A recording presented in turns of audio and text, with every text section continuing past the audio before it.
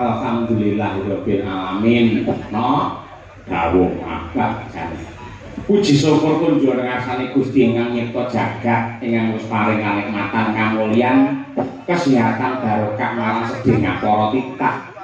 Ngono ya iku. Marambah makaping-kaping mligine ing Kecamatan Babakan awake dhewe isih dipercaya isih ditresnani karo para warga masyarakat. Mula nganti makaping-kaping awake dhewe sowan dan Ponorogo khususing Babakan. Ya. Malah bengi iki dipun timbali dening pepundhen kula Bapak kami tuwa Bapak Sukamto sekalian Ibu Pujiati ya Pak. Ingkang lenggah ana ing Karanggayam Trisana Babakan Ponorogo. Nggih. Yo ngene iki lho Nduk sing apik, Kyai Sembodo piyayi duwe tekad sing kenceng, duwe niat sing gembleng ya kaya Pak Sukamto iki. Ngono. Apapun yang terjadi yen pancen ngersake urip-urip marang budaya, uri-uri karo wayang, mbuh piye carane mesti ditindakake. Iya, Pak. Monggo jane daleme kene nuwun sewu halamane pamane nggih wayangan kuwi ya kurang cukup ya, Mak. Mula palungguhan iki ya aneh lagi. Biasanya ade wayangan iki siji ning lapangan, loro ning tengah dalan. Ning bengi iki awake dhewe ning tengah sawah. Iya, muga-muga iki ya sawahe Pak Kamto dhewe.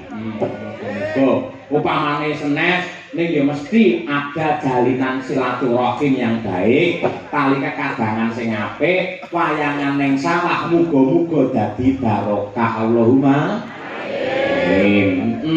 Mula nang kene iki kewan iki pirang-pirang iki. Sosok endi sing nyamuk, endi sing kepek, endi sing apa, nanti ana sing nekat mlebu ning jero jarik. Lah iya.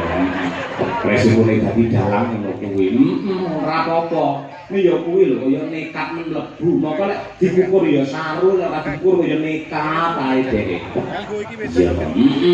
Ora apa-apa ya. Ora apa-apa. Iki sing tegese Bapak Sukamto iki patut minangka contoh, patut minangka tuladha. Wis jarang nduk jaman saiki piyayi mantu, piyayi supitan atau sunatan iki nanggap wayang. Yen ning Ponorogo bersih desa isih subur kepareng wayangan ning endi wae. Iya. Yen yen duwe gawe racake yen nggenku ana biasane mung nanggap elektron. Ya, campur sari rikes, kuwi sajae golek cumpen utawa golek ngirit meneh mung kaset. Ya, ngono kuwi. Ning ing atase panjenengane Bapak Sukamto nuwun sewu, kepareng wayangan mujudake hal sing sangat luar biasa. Muga-muga bisa nular marang para warga masyarakat liya-liyane sing kersa urip-urip budaya kaya wayang iki merga kaya sing tak aturake ngarep mau sing jenenge perkotaan instansi pemerintahan mbuh kantor-kantor dinas ngendi wae sing biyen di era orde baru kerep wayangan saiki ora ana sing wayangan alasane efisiensi anggaran ya to ya Pak Kamto ora kenal ki efisiensi pengiritan ora kenal Pak Kamto sing baku tetep wayangan pira regane mesti dibayar mergo untuk ya kuwi nyenengake warga masyarakat supaya paring pangestu panjurung marang temanten kekalih nenggih Roko Mas Bagus Arizal Anas ST karo Mbak Yuroro Dinda Malema RJK Kencana Ayu ST. Wah, sing wedok jenenge Diwawa kaya ngono. Bocah saiki kaya ngono ora apa-apa, nduk sing penting niate apik. Iya to. Aja kaya tanggaku kae pendhi anak lanang siji Pak Joko jenenge Kacuk Santoso. Enak, ngene ya Cuk, Kacuk nanti Cuk ngono kuwi. Padha karo Bu Endang kae, duwe anak wedok siji jenenge Nunuk Indrawati. Jenenge anak apa ae boleh. Nek nganti juga dadi kecelakaan, ling ngucapke iki bingung. Upamane si Nunuk numpak sepeda motor kolor, terus si Kacuk numpak sepeda motor koetan ning perapatan rano banjune padha bantere, tabrakan blas ngono kuwi. Sapa kae sing tabrakan? Anu Nunuke Bu Endang ditabrak Kacuke Pak Joko. Lah ngene malah kepenak. Iya. Di asmane teman-teman kekalih ya apik. Muga-muga iso nular ning liya-liyane monggo Pak wayangan ngatur le wayangan utawi mirsani wayang, mangke putra-putrane diganti mirsani wayang. Ya, men bocah ngerti karo wayang sak kuwate. Yen cara aku mbiyen ngerti sore iki turu dhisik, terus jam 3 digugah, terus nonton wayang nggih men muro kali gayen-gayenge yen cara aku. Ya. Men ora kepaten ngobor wayang tetep ditresnani karo akeh, ora mergo aku seniman dalang. Terus wayang ben eksis aku ben payu ki ora.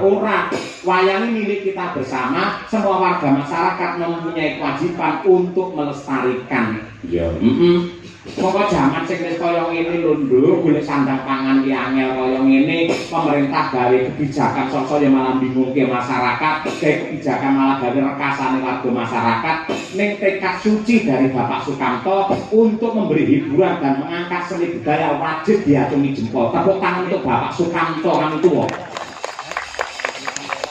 Hebat, sangat luar biasa. Untuk temanten utawa boyong manten ya, Mas. Muga-muga temanten kekalih pikantuk wahyune jodoh, keluarganipun sakinah mawaddah warahmah penuh dengan barokah, anane mung guyub rukun lan kagungan wujude katresnan minangka talining bebrayan, wujude putra kaya golek kencana sing bisa tata jama minangka penyambungi umur lan uga dalan kamulyane wong tuwa. Iya, ngono ya, Pak. Mau Pak Kamto ya kepareng paring dawuh ngersake lelagon. Larase slindro patete 9. Iya, Pak. Ngono kuwi. Assalamualaikum warahmatullahi wabarakatuh. Pak Dalang, waalaikumsalam. Nyuwun gending ngimpi dipun dawani angka kalih sesedeman kagem warga masyarakat Karanggayam Trisana selamat mirsani. Ya, saking Bapak Sukamto. Ugi ngaturaken sungkem bekti marang Ibu Nyai ing Pondok Pesantren Anur, Ibu Nyai Ismi sing biyen nate nimbali awake dhewe, mau malah kepareng utusan Cundaka sesuk-esuk bar wayangan awake dhewe supaya sowan ana ing Pondok Anur. Ngestukake dawuh Ibu Ismi. Kaya ngono. Bu Kesi monggo diaturke Bu Kesi iki langgang mimpi kemadhepan karo katresnan. Ya, cocok karo temane beniki. Kuwi jan sindene ya seragame ya anyar. Jari ya anyar, dayak ya anyar, lendang ya anyar. Apik kemenangan bos, kemenangan. Iya, muga-muga iso dadi Dewi Sri mergo sebelah iki pari. Ya. Oke, bapak-bapak mriku mboten gatel Pak Jenengan. Mboten nggih, tetep semangat nggih. Mugi-mugi mboten enten kodhok nggih. Nek nanti enten kodhok nang tutuk kodoke loro mawon. Ayo, sing penting sehat selalu nggih Pak nggih. Monggo niki mang midhangetaken menika swantenipun Bu Kesi wiwit saking pangkur nyimpinipun. Monggo Pak Kamto kangge jampi saya. Ya.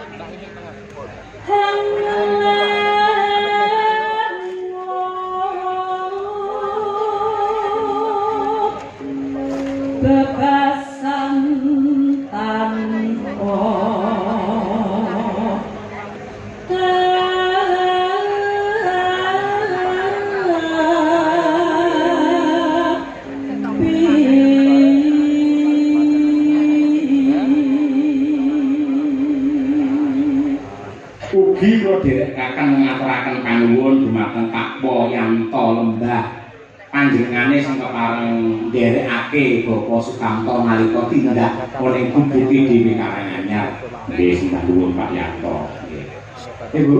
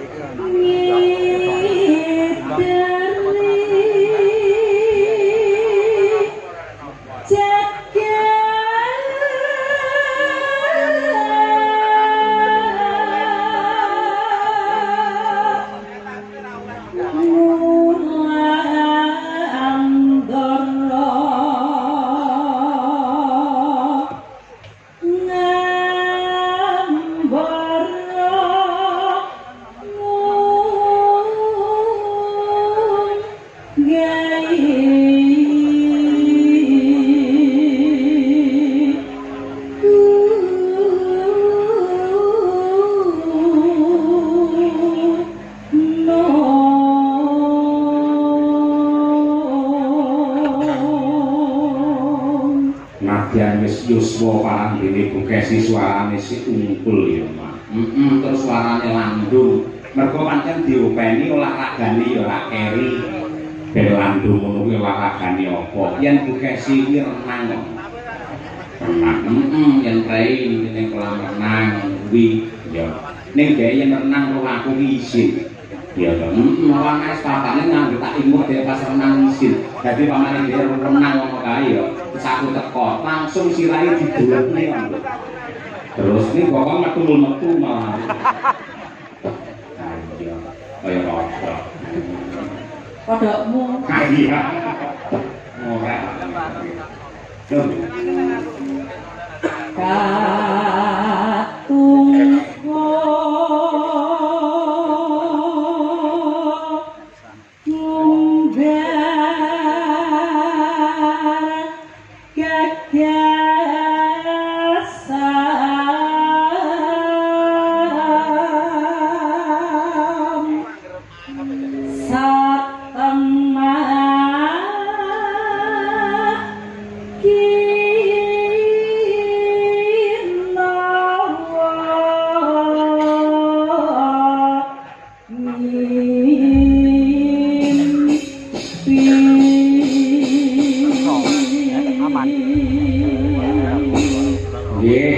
monggo sak landangipun duwe gelar pamayan. Ayo.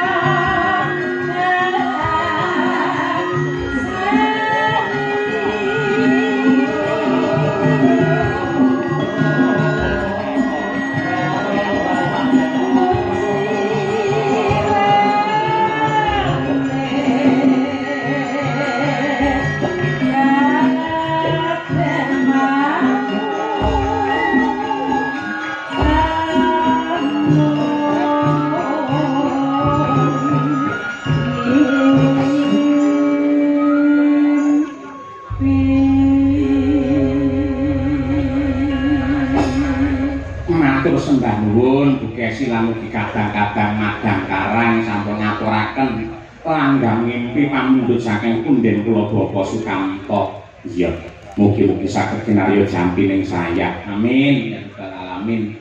Aku ora ngira lho, Nduk, jebul ki ana bintang tamune. Delane. Dewas aku bingung. Ha iya. Ya kuwi Mas Kritik karo Mas Klutuk. Awan mau iki lak Mas Klutuk iki WA aku to. Mas, mari napa kula temu jenengan? Mboten niku. Kula mboten ngejob jenengan. Mboten Ponorogo teng daerah Trisana niku. Sesuk tak telepon Pak Kamto, Pak. Jenengan apa ngejawab Mas Kritik Klutuk? Nggih, Pak, dalang ngapunten dereng anu ngendika kalian jenengan. Oh, nggih mboten napa-napa. Iki ana bintang tamune. Ya, enteng iki penak iki. Kari rumokne to. Sapa diaturake walang kekek tak bagus. Mas Kritik karo Mas Klutuk ben munggah menapa panggungan. Ha iya. Monggo Mas, yuk. Delok-delok tak yuk.